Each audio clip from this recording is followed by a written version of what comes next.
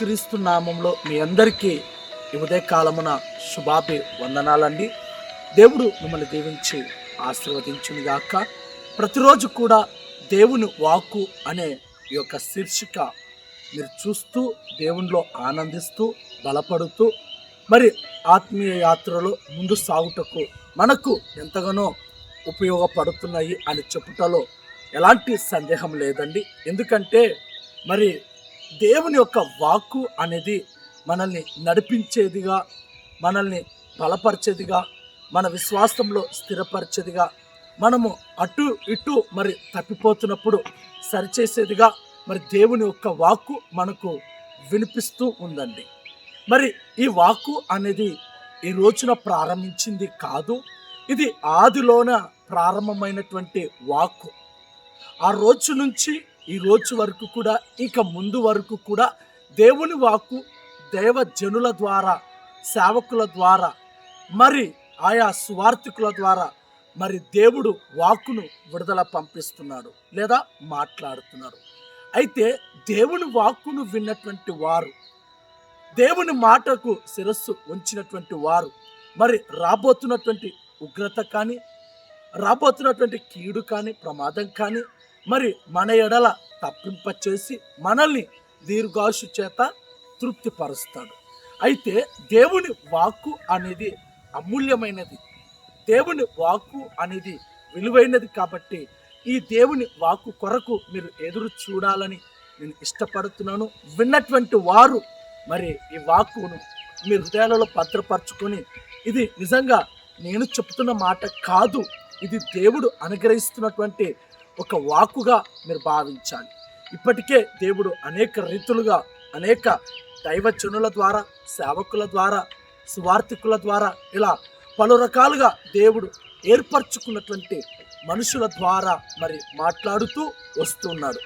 ఈరోజు కూడా మరి దేవుడు మనతో మాట్లాడాలని ఇష్టపడుతున్నాడు. మనల్ని బలపరచాలని, విశ్వాసంలో స్థిరపరచాలని దేవుడు తన దాసుడైనటువంటి సేవకుల అనగా నా ద్వారా దేవుడు మాట్లాడుతున్నాడు. ఈరోజు దేవుడు మనతో మాట్లాడాల్సిన విషయం ఏంటంటే, ఏమి మాట్లాడబోతున్నాడు అంటే, ఏదైనా మనము ఆశించవచ్చా? వింటున్నారా నా ప్రియ సహోదరి సహోదరుడా? ఏదైనా మనము ఆశించవచ్చా? ఈ ప్రశ్నకు చాలా మంది నుండి వచ్చే జవాబు ఏంటంటే, ఆశించవచ్చు కదా, మరి ఆశపడిన ప్రాణాన్ని తృప్తిపరుస్తానని దేవుడు తన వాక్యం చేత రాయించి పెట్టాడు కదా, మరి ఏదైనా ఆశించవచ్చా అని అంటున్నవేంటి అంటే, ఏది పడితే అది ఆశించడం కరెక్ట్ కాదు అని దేవుని యొక్క ఉద్దేశం.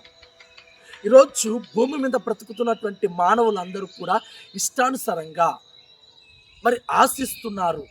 ఆశించిన దాని కొరకు మరి చేయకూడని పనులు చేస్తున్నారు, పోకూడని మార్గాలలో ప్రయాణిస్తున్నారు. మరి చెయ్యనటువంటి పనులను మరి పాలు పంపులు పొందుకుంటున్నారు. కారణం మనిషికి ఉన్నటువంటి ఆశ. ఆ ఆశ కాస్త అత్యాశతోటి ఏదైనా చేస్తున్నారు. అందుకే దేవుని వాక్కుగా ఈరోజు ఏం మాట్లాడబోతున్నాడంటే, ఏదైనా నువ్వు ఆశించవద్దు, ఏది కూడా నువ్వు ఆశించవద్దు అని ఈరోజు ఈ దేవుని వాక్కుగా మాట్లాడుతున్నాడు. మరి ఏది ఆశించుకోకుండా న్యాయబద్ధమైనది నువ్వు ఆశించినప్పుడు అది నీ పట్ల జరుగుతుంది. చూడండి, ఓ వాక్యం చూపిస్తాను. నిర్గమకాండము 20వ అధ్యాయము మరి 17వ వచనములో ఈ విధంగా ఉంటుంది. నీ పొరుగువాని ఇండ్లు ఆశింపకూడదు, నీ పొరుగువాని భార్యనైనను, అతని దాసునైనను, అతని దాసైనను, అతని యొద్దనున్న అతని గాడిదైనను, నీ పొరుగువానిదగు దేనినైనను ఆశింపకూడదని చెప్పాను. వింటున్నారా ప్రియమైన సహోదరుడా? ఏదైనా ఆశించవచ్చా అని అడిగిన ప్రశ్నకు దేవుడు ఏం చెప్తుంటే, ఇదిగో ఏది పడితే అది నువ్వు ఆశించకూడదు. ప్రాముఖ్యంగా దేవుడు మాట్లాడుతున్న విషయం ఏంటంటే, నీ పొరుగువానిది ఏదైనా సరే నువ్వు ఆశించకూడదు. ఇది దేవుడు నియమించినటువంటి ఒక కట్టడ, ఒక ఆజ్ఞానాన్ని. ఎందుకు ఈ ఆజ్ఞగా దేవుడు నియమించాడంటే, ఆ రోజులలో ఇశ్రాయేల్ ప్రజలు మరి ఐగుప్తులో బానిసలుగా ఉన్నప్పుడు అక్కడ నుండి విడిపించి మరి తీసుకొస్తున్నటువంటి ప్రయాస లేదా ఈ ప్రయాణంలో మరి వీరు మరి ఆశ కలిగి అత్యాశ కలిగి వెళుతున్నటువంటి ఆ పట్టణాలలో, ఆ గ్రామాలలో, ఆ పంట పొలాలలో, మరి ఆ చెట్ల మధ్య, అరణ్యాల మధ్య మరి ఏదైనా ఆశపడి వారి యొద్ద నుండి తీసుకుంటే మరి అలా తీసుకున్న దానికి వారిని బట్టి నేను కూడా నిందించబడతాను, అవమానించబడతాను కదా అని ఒక మంచి ఉద్దేశంతో దేవుడు ముందుగానే ఇశ్రాయేల్ ప్రజలతో ఒక ఒప్పందము చేస్తున్నాడు, ఒక ఆజ్ఞ నియమిస్తున్నాడు. ఆ ఆజ్ఞ ఏంటంటే, నీవు నీ పొరుగువానిది ఏదైనా సరే నువ్వు ఆశించవద్దు. నీ పొరుగువాని కాడ ఏది ఉన్నా సరే నువ్వు ఆశించవద్దు, నువ్వు కోరుకొనవద్దు. కానీ ఈరోజు ఈ వాక్యానికి వ్యతిరేకంగా ఉన్నామండి. ఈరోజు దేవుడు చెప్పినటువంటి ఈ మాటకు, ఈ ఆజ్ఞకు చాలా వ్యతిరేక ధోరణిలో మనం ప్రయాణిస్తున్నాం. నీ పొరుగు అనేది ఆశించొద్దు అని దేవుడు కట్టడగా లేదా ఆజ్ఞగా నియమిస్తే, ఈరోజు ఆ ఆజ్ఞను అతిక్రమించి, ఆజ్ఞకు శిరస్సు వంచక, ఆజ్ఞను నిర్లక్ష్యపరుస్తూ, ఆజ్ఞను మర్చిపోతూ ఈరోజు పొరుగు వాని దగ్గర ఉండే దాని మీద ఆశపడి, వాని మీద పడి, వాని కొరకు ఏదైనా సరే మరి చేస్తూ, ఆఖరికి మరి ఏది చేయడానికైనా సరే, చంపడానికైనా సరే ఈరోజు కొంతమంది వెనకాడక మరి ఏం చేస్తున్నారో తెలుసా? పొరుగు వానిది ఏదైనా మరి ఎక్కువగా ఉన్నట్లయితే దాని మీద ఆశ పెంచుకుంటున్నారు. అలా ఆశ పెంచుకోవడం మన ప్రాణాలకి ముప్పు అండి, మన జీవితాలకి ప్రమాదం అండి, మన కుటుంబాలకు ప్రమాదం అండి. అది పెను ప్రమాదంగా మారి కుటుంబం సర్వనాశనం అవ్వడానికి దారి తీస్తుంది. దేవుడు ఏమన్నాడు? ఆశించొద్దు అనలేదు, ఆశించు. కోరుకోనొద్దు అని చెప్పడం లేదు, కోరుకో. అడగొద్దు అని అనడం లేదు, అడుగు. ఇష్టపడొద్దు అనడం లేదు, ఇష్టపడు. కానీ ఏది పడితే అది ఆశించడము, ఏది పడితే అది కోరుకోవడము, ఎవరిని పడితే ఎవరిని ఇష్టపడడము, దేని పడితే దానిని మరి వెంట పడడము, ఇది మన ప్రాణాలకి ముప్పు. ఇది మంచిది కాదు. ఇది అపాయకరమైనటువంటి స్థితిలోకి మనల్ని తీసుకెళ్తుందండి. ప్రమాదకరమైనటువంటి ఆ మార్గాలలో మనల్ని నడిపిస్తుంది. కానీ ఇక్కడ గమనించవలసిన ఏంటంటే, మనమొక్కరం ఆశిస్తే, ఏది పడితే అది ఆశించి దాని కొరకు లేని పోనివి చెప్పుకుంటూ మరి ఎదుటి వారిపైన దాడి చేస్తూ, ఎదుటి వారిపైన మరి మీద పడి వారిని ఎన్నో రకాలుగా మరి హింస పెడుతూ, వారి యుద్ధం నుండి లాక్కున్న ఆ వస్తువైనా ఏదైనా సరే తదుపరి తీర్పు ఎలా ఉంటుందంటే, నీ ఒక్కడితో ఆగదండి.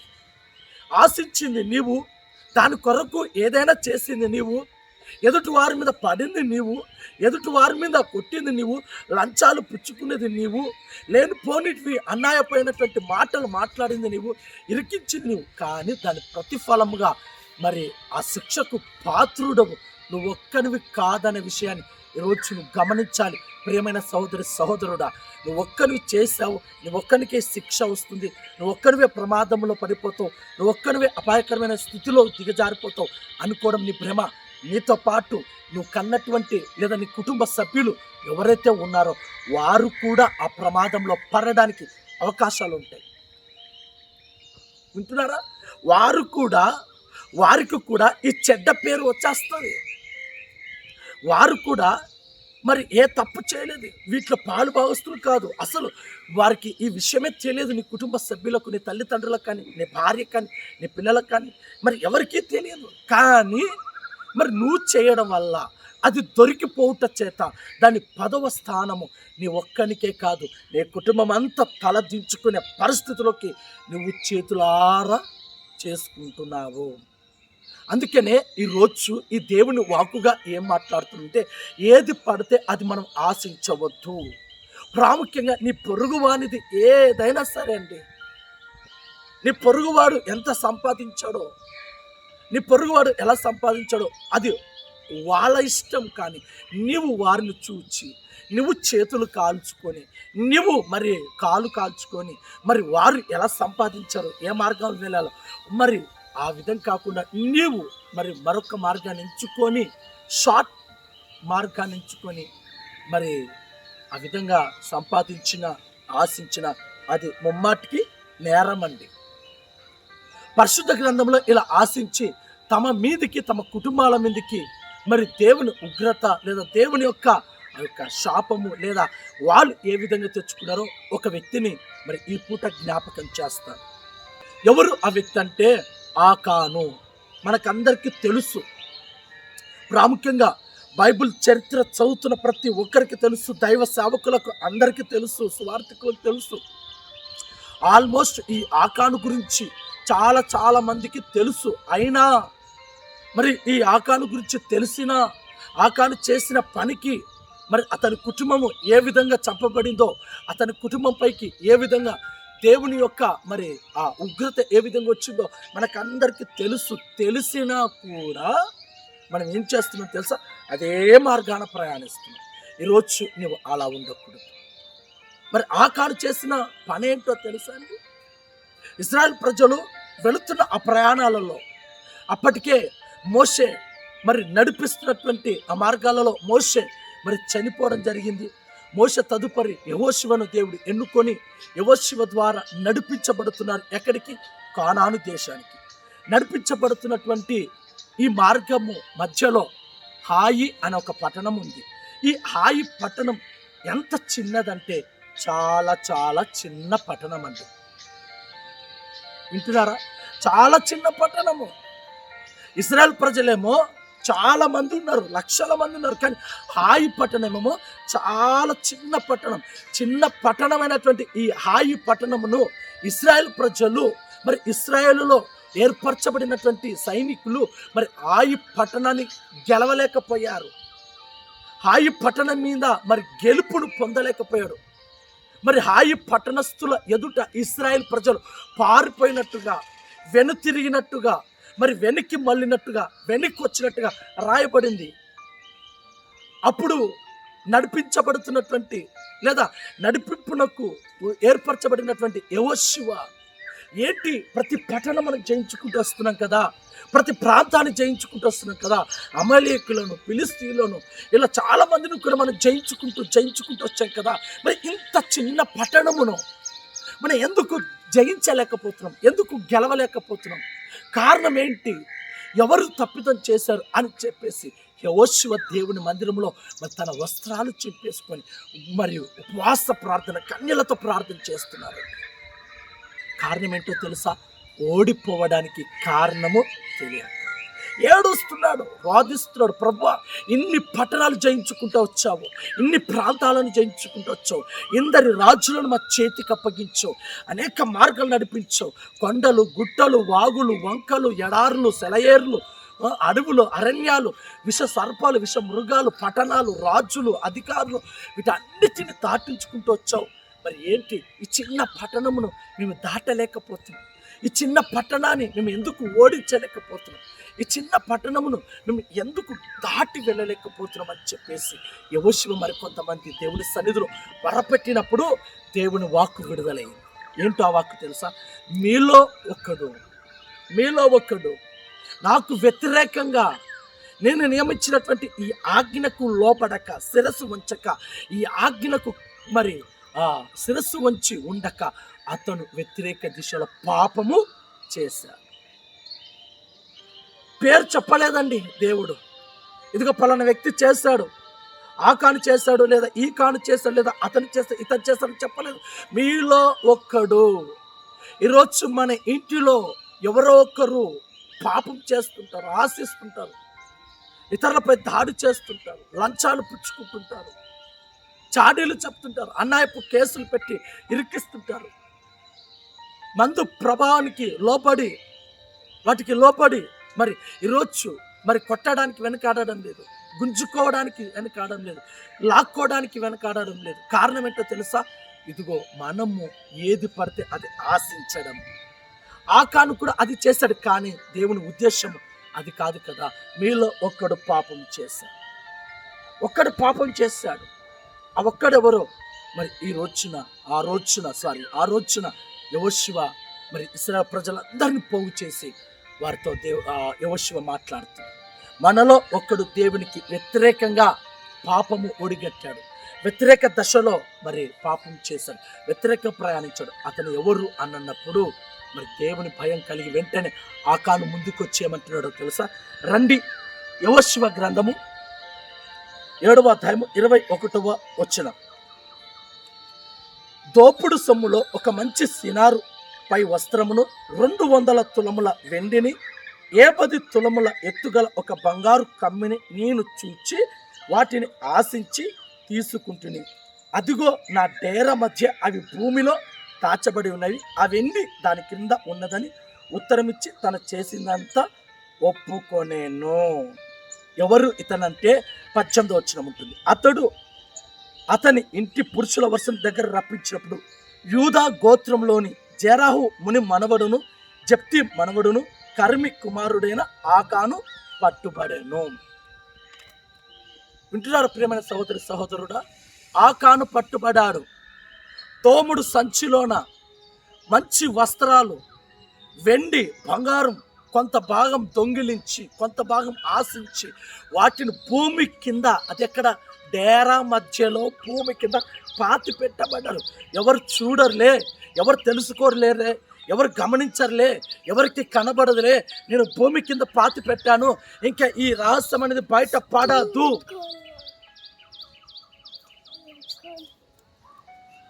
భూమి మీద బయట పడదు, ఇంకా నేను చేసింది ఎవరికంట కనబడదు అని ఈ రోజు నిమ్మకు నీరెత్తినట్లుగా భయము, భీతి అనేది లేకపోకుండా ప్రవర్తిస్తున్న అనేకులు ఉన్నారు. వారి ప్రవర్తనను బట్టే ఈరోజు నీవు, నీ కుటుంబం శాపగ్రస్తులు అవుతున్నారు. అందుకే ఆకాను ఏం చేశాడో తెలుసా? దోపుడు సంచిలో కొంత భాగం ఆశించాడు. అర్థమవుతుందా? మంచి వాటిని ఆశించడంలో ఏ తప్పు లేదండి. మంచి వాటిని కోరుకోవడంలో ఏ తప్పు లేదండి. దేవుడు అన్నాడు కదా, ఆశపడిన ప్రాణాన్ని తృప్తిపరుస్తా అన్నాడు, నీ కోరికను సఫలపరుస్తానన్నాడు. మరి ఇన్ని చెప్పిన దేవుడు ఇక్కడ ఎందుకు ఈ విధంగా చేశాడంటే, అది నీ పొరుగువాని ఆస్తి, అది నీ పొరుగువాని సొమ్ము, అది నీకు అవసరం లేదు. నువ్వు ఎంత కష్టపడుతున్నావో ఆ కష్టంలోనే దేవుని ఎదుట మోకరించి ప్రార్థించు. నా కష్టార్జితం మిగలాలి ప్రభువా అని, నా కష్టార్జితంతో నేను సంపాదించుకోవాలి ప్రభువా అని అడుగు. అంతేకాని ఈరోజు మరి శక్తికి మించి మరి ఆస్తులు కొనాలని, వాళ్ళకంటే నేను బాగా బ్రతకాలని, వాళ్ళ కట్టించుకున్న ఇంటికంటే నేను మంచిగా కట్టించుకోవాలి, బాగా కట్టించుకోవాలని చెప్పేసి నువ్వు ఎలా పడితే అలా ప్రయాణిస్తూ మరి లంచాలు పుచ్చుకుంటూ వ్యాపారంలో నువ్వు మోసం చేస్తూ, దగా చేస్తూ, ఇతరులు ఏదో ఇస్తే వారి మీద దాడి చేస్తూ ఈ విధంగా నువ్వు ప్రయాణిస్తే, ఇదిగో ఈ ఆకానుకు పట్టినటువంటి పరిస్థితి ఈరోజు నీ ఒక్కనితో కాదు, నీ కుటుంబానికి కూడా పడుతుంది. చూడండి, ఆకాను జీవితం ఎలా ముగించబడిందంటే మరి రాళ్లతో కొట్టబడి చంపబడినట్టుగా రాయబడింది. నా ప్రియ సహోదరి సహోదరుడా, 2 చేతులు జోడించి బ్రతిమలాడుతున్నాను. ఈరోజు దేవుని యొక్క వాక్కు ఏమనగా, ఏది పడితే అది ఆశించడం మన జీవితాలకు పెను ప్రమాదం. మన జీవితాలు, మన కుటుంబాలు శాపగ్రస్తులు అవుతాం. మనం ఎంచుకునేది మరి అది సరైనదైతే దేవుడు అది మనకిస్తాడు. మనం వెళ్తున్న మార్గం సరైనదైతే అది ప్రభు మనకు అనుగ్రహిస్తాడు. అంతేకాని నువ్వు ఏది పడితే అది ఆశించి, ఏది పడితే అది కావాలనుకొని మరి దాని కొరకు చేయకూడని పని చేస్తూ, వెళ్ళకూడని మార్గంలో వెళుతూ, చేయకూడని సహవాసం చేస్తూ, వారితో కలిసి నువ్వు తిరిగి వారితో కలిసి నువ్వు పాలు పంపులు పంచుకున్నావంటే అది నీ జీవితము పెను ప్రమాదంలో పడివేస్తుంది. నీ కుటుంబం శాపగ్రస్తులు అవుతాము. మన మార్గము, మన జీవితం పతనమవుతాయి. మరి దొరికినప్పుడు అప్పుడు ఎలా ఉంటావంటే తల దించుకునే వ్యక్తిగా నీతో పాటు నీ తల్లిదండ్రులు కూడా, నీ భార్య పిల్లలు కూడా అలా ఉండిపోతారు. ఆకాను వలె నువ్వు ఆశించొద్దు. 2 చేతులు జోడిస్తున్నాను. ఆకాను వలె నువ్వు ఆశించొద్దు, గేహజీ వలె ఆశించొద్దు. దేవుడు నీకు ఇచ్చిన దాంట్లో నువ్వు తృప్తిగా తిను బ్రతుకు. దానినే దేవుడు తృప్తి పరుస్తాడు. నువ్వు ఆశించొద్దు అని నేను చెప్పడం లేదు. నీవు ఎంతలో ఆశిస్తావో, నీకు కావాల్సింది ఏంటో అది ఆశించు. మత్తయి సువార్తమానంలో ఉంటుంది కదా, రేపటి గురించి నువ్వు చింతించవద్దు. ఏ రోజుకు ఆ రోజు మీకు అనుగ్రహిస్తాను. ఆకాశ పక్షులను చూడండి, అవి విత్తవు, కోయవు, వాటిని పోషించిన నేను మిమ్మల్ని పోషించానా అని దేవుడు సెలవిచ్చినప్పుడు ఎందుకు మనకింత చింత, ఎందుకు మనకింత ఆలోచన? కాబట్టి నా ప్రియ సహోదరుడు మరొక్కసారి ఈ దేవుని వాక్కు మీతో పంచుకుంటున్నాడు. 2 చేతులు జోడించి ప్రాధేయపడుతున్నాడు. ఇంక మీదట ఏది పడితే అది ఆశించవద్దు. ముఖ్యంగా దేవుడిచ్చిన ఆజ్ఞ ప్రకారం నీ పొరుగువాని ఆస్తి అయినా, నీ పొరుగువాని భార్య అయినా, నీ పొరుగువాని ఏదైనా సరే అది నువ్వు ఆశించగా, నీతిగా నిజాయితీగా నువ్వు సంపాదించిన 1 రూపాయి అయినా అది తృప్తిగా నువ్వు తిని బ్రతకగలుగుతావు. సమాధానంగా నువ్వు ఉంటావు. నీకు, నీ భార్య, నీ పిల్లలకు, నీ కుటుంబానికి మంచి పేరు ప్రఖ్యాతలు తెచ్చిపెడుతుంది. ఆ ఒక్క కొంచెమే నీవు ఆశీర్వాదకరంగా దేవుడు ఫ్యూచర్లో, భవిష్యత్తులో మార్చబోతున్నాడు. దేవుడు ఈ వాక్కును మన వెనికిడిలో, మన హృదయంలో భద్రపరచునుగాక. ఈ వీడియో అనేకులను కూడా దేవుడు మరి చూసేటట్టుగా ఆశీర్వదించునుగాక. ఆమేన్, ఆమేన్.